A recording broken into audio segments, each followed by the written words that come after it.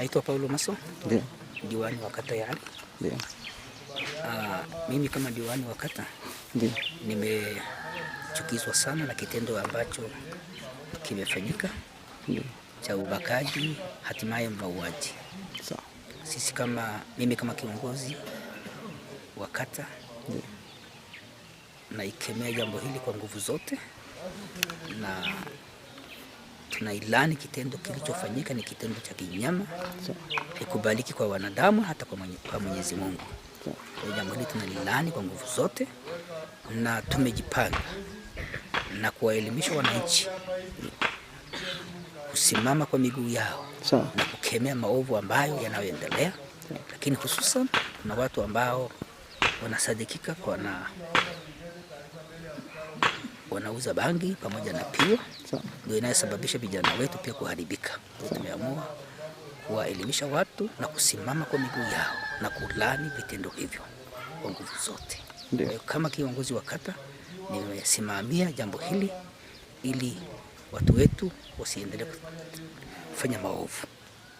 Na tuendelee kutoa elimu kwa wananchi wetu ili waendelee kusimama kwenye maeneo yao kukemea maovu hayo.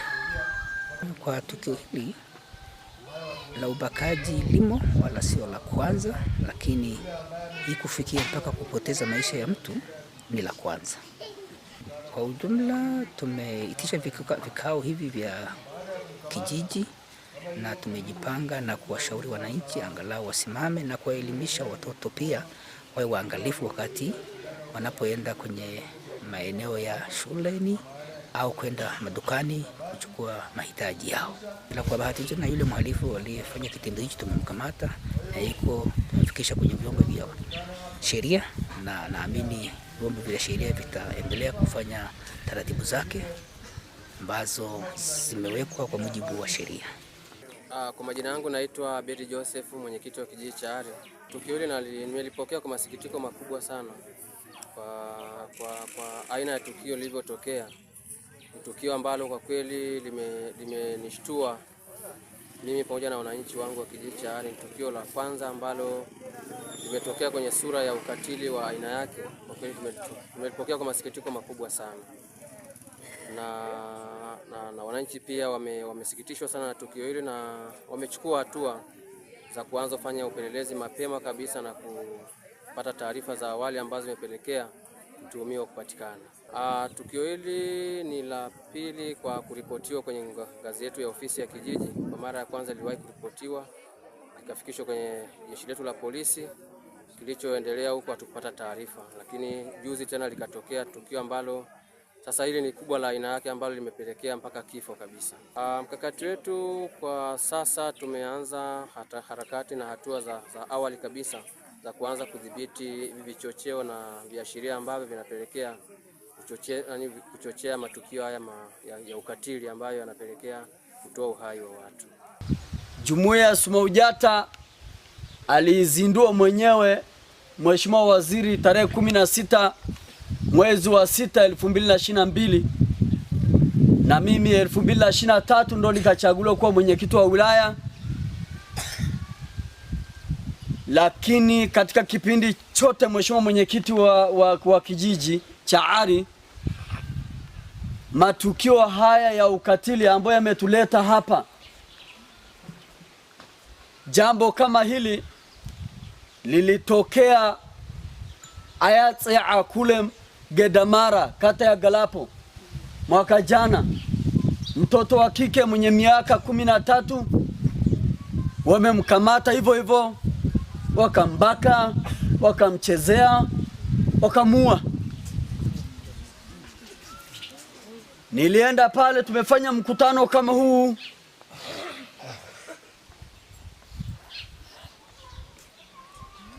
Mimi mpaka ninakosa hata kitu cha kusema. So jambo la kupendeza sana, matukio kama haya yanatokea miongoni mwetu. Jumuiya ya SMAUJATA tuko pale na Mheshimiwa Naibu Waziri wa Management na Utumishi wa Umma Regina Ndege, tuko pale na Naibu Spika. Wote wana hizi taarifa. Hata tunapokuja hapa tulikuwa tunawasiliana na Katibu Tawala wa wilaya, wote ni walezi hawa na OCD wote. Tunapofanya majukumu yetu, hawa ndio viongozi wetu ambao tunafanya nao kazi kwa ukaribu sana.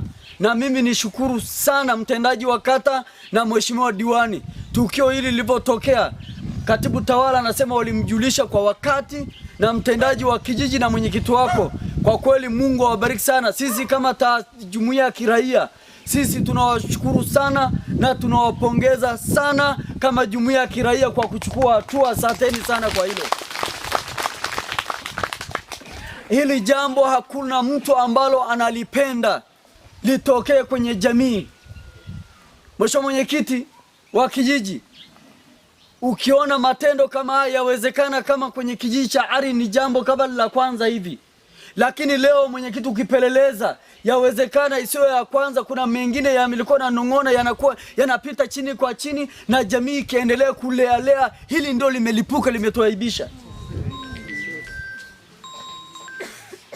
Kule Ayatsea yale matukio yamekuja kulipuka baada ya yule binti kuuawa, lakini mengine yote wazee wa mila walikuwa nakaa wanasuluhisha, wanakula vile vihela. Wewe mtoto amebakwa, mtoto amelawitiwa, alafu wewe unakula zile hela, unafanya suluhu.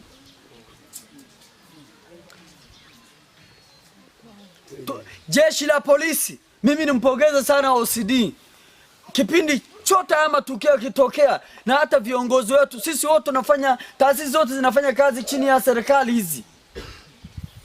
Sisi kazi yetu, wajibu wetu ni kutoa elimu, lakini na kuibua matukio kama haya, lakini pia ni kushirikiana na serikali kwamba tupaze sauti. Sisi kama jumuiya ya SMAUJATA tumekuja mahali hapa kwa niaba ya SMAUJATA. Sisi tunapinga tukio hili, ni tukio la kinyama sana hili.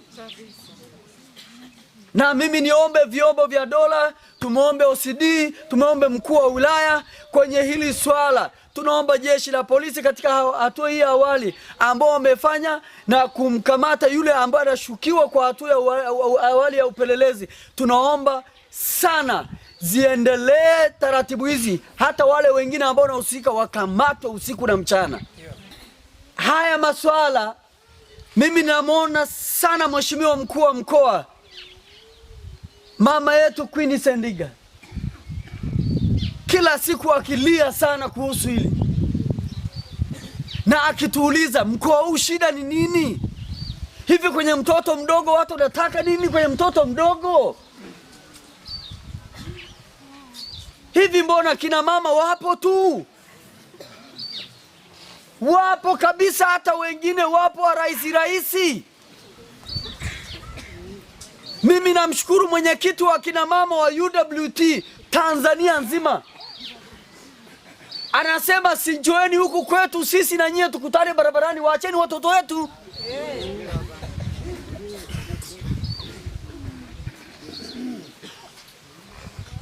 Jamani, mimi pia nina binti, nina mtoto mdogo, inauma sana. Poleni watu wa Ari, poleni mwenyekiti wa kijiji, poleni sana. Nipongeze bidii na ushupavu wa mtendaji wetu wa kijiji cha Ari. Baba Mungu akubariki. Ndugu katibu wetu wa kanda, hili jambo limetuuma sana, na nikiwa kama naibu wako katibu wa mkoa, hili jambo limenifikia. Nilikuwa nasikia kwenye nchi zingine pembeni, lakini saa hii imenifikia. Nilitakiwa nikujulishe, lakini kwa sababu ni jambo ambalo limenikuta ndani kabisa, mtoto huyu ni binti yangu. Kwa hiyo hili jambo, kwa sababu limefunga fahamu zangu na akili yangu, toka jana juzi tulikuwa tunaomboleza sana, lakini ndio maana nimeshindwa kukupa hiyo taarifa. Isipokuwa nishukuru kijiji tumeshirikiana. Mheshimiwa diwani pia amezungumza, amesema iko chanzo, na chanzo hii tumeiona wananchi kwa pamoja kwamba ni bangi, ni pombe imewachafua na kuwavuruga watoto wetu kwa sana. Lakini bahati nzuri, kwa sababu watu hao wanaosababisha hili wamekiri mbele yetu, naomba kila mmoja ambaye ni jirani wa hao waliokiri awe mfano. Taarifa ya siri, fikisha taarifa ya siri kwenye uongozi wa kijiji. kwamba huyu mtu ingawa amekiri mbele ya wananchi, bado huyu mtu anaendelea. Unapokiri unamsaidia mtoto wa jirani yako, unamsaidia mtoto wako na kizazi kingine kinachokuja. Si ndio wananchi? Naombeni kila mmoja awe mlinzi wa jirani yake. Wametamkwa hawa watu. Mnasikia kwamba pombe zingine zinawekwa kwenye hizi pombe za TBS. Piwa inawekwa kwenye chupa za TBS. Mmeona kuna mbinu wamebadilisha. Sasa na sisi tubadilishe mbinu, tutoe taarifa za siri kwa uongozi wetu wa kijiji. Ndipo tutaponya kijiji, la sivyo tuna hali mbaya. Hili jambo lilishafanyika, ndugu katibu wetu wa kanda, huko nyuma. Mwaka jana nafikiri ilifanyika. Lile ni hakuna mtoto yule hakuuawa, lakini alijaribiwa. Kama ni kitu kijiji kilibipiwa, lakini sasa tumepigiwa. Tumefanyaje wananchi? Tumepigiwa. Embu kila mmoja akapate wivu. Na sio wivu wa leo tu kwamba labda huyu mtoto tunaenda kumhifadhi basi inaisha. Waira tuna tabia ya kusahau. Naomba usisahau. Hili jambo likuume miaka na miaka na miaka. Hili jambo tutalikomesha na kijiji chetu tutaweka katika mazingira mazuri. Naomba sana. Lakini pia nipongeze hili ambalo pia mama mheshimiwa amelizungumza kwamba wamama tukae. Wamama mkiwa mmeumia na hili jambo kwa sababu tayari tumeshapigiwa. Fungeni vibwebwe kiunoni sasa. Tukapambane na hili jambo. Tupate vikao vyetu tulizungumzie. Ni kwa namna ipi tunakomesha. Na kama hili jambo linaendelea ndani ya kijiji pia wamama tukisikia hatuna vitu vya kuhifadhi. Lazima tuvitoe. Mimi niseme nifupishe, nikazungumza sana.